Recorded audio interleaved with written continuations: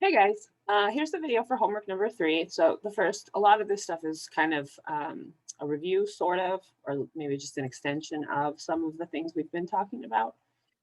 So homework number 3, IXL topic E7D is totally a review. It's all a review about finding slope. So this is actually the algebra 9th grade version. So finding slope, which we have definitely done before. So basically, this is where we've talked in the past about this being the change in y, which is really the rise over the run. So how much is it moving up and down versus how much is it moving side to side? And this is where I have to find points, right? So I have a point here and a point here, and I'm trying to figure out, that staircase that takes me from one point on the left side to the right. So I'm going up 3 over 1. Or I can draw it this way and say I'm going over 1, up 3. But either way, the rise, the up and down part is 3.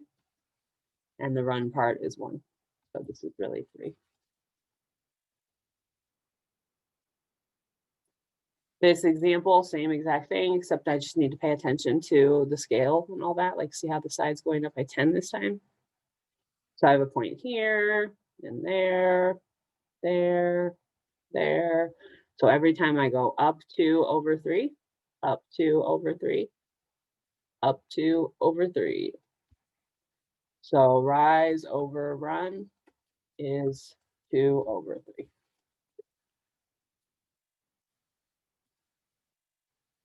Now I have 4 quadrants, but it's still the same. Still picking out points. So here's a point. You know what? I'm going to erase that. Look more closely. See, I would say that's actually not a point. It's not close enough. Let's zoom in a little. So I definitely have a point here.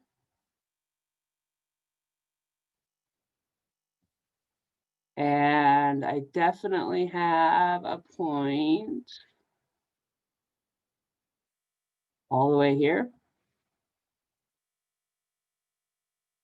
So remember, I only need 2 points. This one looks like a point too. So it looks like if I go up 1, 2, 3, 4, 5, 6, 7, 8, and then over a 3, hopefully this triangle will match that. 1, 2, 3, 4, 5, 6, 7, 8 over 3. Good. So rise over run is 8 over 3. So sometimes you do have to work a little bit harder to get the points.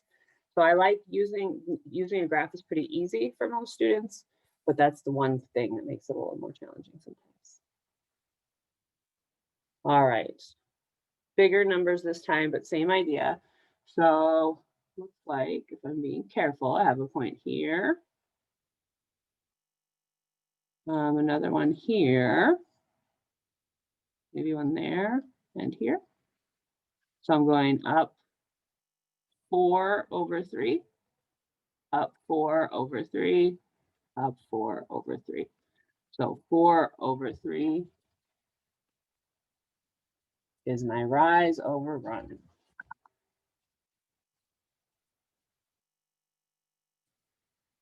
All right, then we move on to the next IXL topic. So now we're talking about IXL topic WHP. This one is definitely the easiest one. So it's going to tell you what the y-intercept is and what the slope is, and literally you're just plugging them in. Remember that this equation in slope-intercept form, so remember it's called slope-intercept is y equals mx plus b. So the m goes here in front of x, and the b goes here at the end. And remember, this one is slope, and this one is y-intercept. So you're literally just plugging them in. So if I was going to plug in those two numbers, y-intercept is -7. That's why there's a minus sign here, so I can put 7. So notice on IXL, you don't have to type in the negative sign because the minus sign is here. So it's just the 7 there. and then the slope is 4. So y equals mx plus b again. So slope m is -2, and y-intercept is -5, which again, that minus sign is here. So all I have to put is a 5. So if I was rewriting that, y equals -2x minus 5, just so you can see it without all the different text. This is a slope of -1/10. So -1/10. And then y-intercept is -6. So I'm going to put a 6 there. So this is y equals -1/10 x minus 6. Slope, y-intercept. Slope is 5/2. So I'm going to put, oh, this one has me writing the whole thing by myself. So y equals mx plus b means that m is going to be 5/2. So 5/2 x. And then y-intercept is 0, so plus 0. Which really means that I can change that to y equals 5/2 x. So I don't have to include that plus 0. All right, so then that brings us, so basically just plugging those in.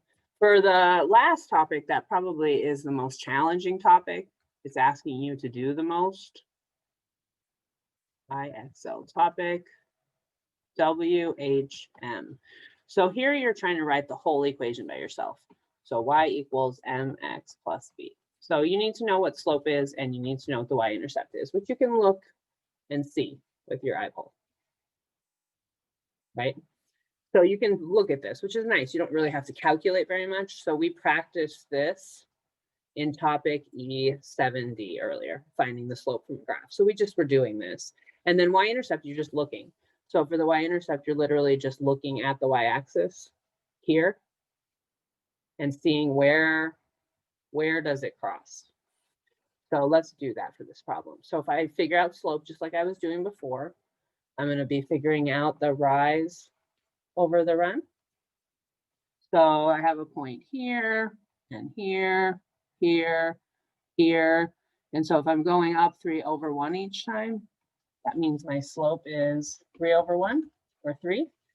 So m equals 3. So this is going to be a 3 here. And then the y-intercept, it crosses down here at 0. So that's 0. So this number here is going to be 0. So if I rewrite this, y equals 3x plus 0, which is the same as saying y equals 3x.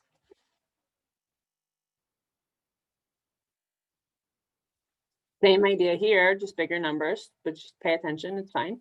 So I'm going to figure out y equals mx plus b.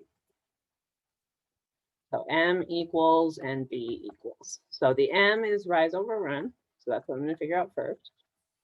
So if I come over here, I have a point here, here. Oh, nice. Look at lots of points. And really, it's going up 1 block, right? Which is 100. And it's going over 1 block, which is also 100.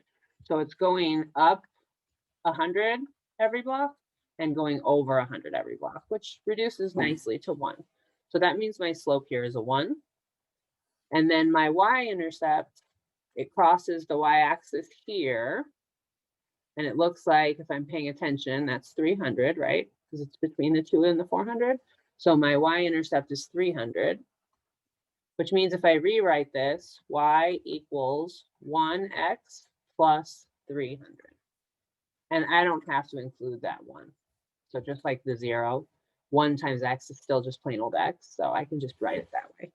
Although I don't think IXL would mark you wrong if you did it the other way. All right, same thing here. So y equals mx plus b. So I'm going to figure out what m is. So rise over run. And then I'm going to figure out what b is, where it crosses the y-axis. So rise over run. Again, if I look, this graph has a lot of points, just like the last one, because it goes through each box diagonally. And so I'm going up one box and over one box. So just like last time, I just need to pay attention to how much that is. It looks like it goes from -60 to -50. So it's going up by 10. And then it's going over from 20 to 30, which is also by 10. So just like last time, even though they're big numbers, it still reduces to 1, which is nice. And then the y-intercept is where it crosses the y-axis. So if I'm looking down, you know, this line, it looks like it crosses here at -80. So this time, when I rewrite this, y equals 1x, instead of a plus 80, since it's negative, I'm going to put -80. And also, just like last time, I don't have to include the 1. So y equals x minus 80. All right, this might be the last example. There might be one more after this. Y equals mx plus b. So m, rise over run, b. So a lot of these examples have this, which probably means when you see IXL, it'll be like this too. But look, see, again, it's going up one box and over one box each time. And one box here is just 1. It skip counts, but it's still going up by 1 each time. So 1 over 1 is just 1. And then the y-intercept this time is -2. So if I plug these in, y equals 1x, so just x minus 2.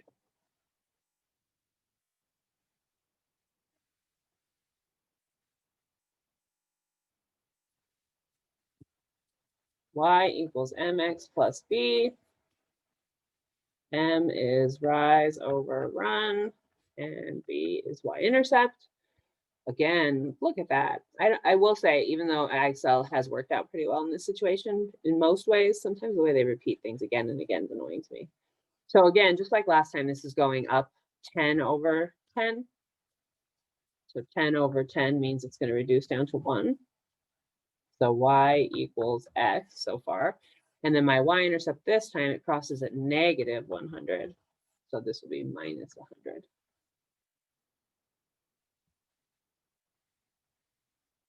All right, that's it. Let me know if you have questions. You can always come in for asynchronous time. All right, good luck.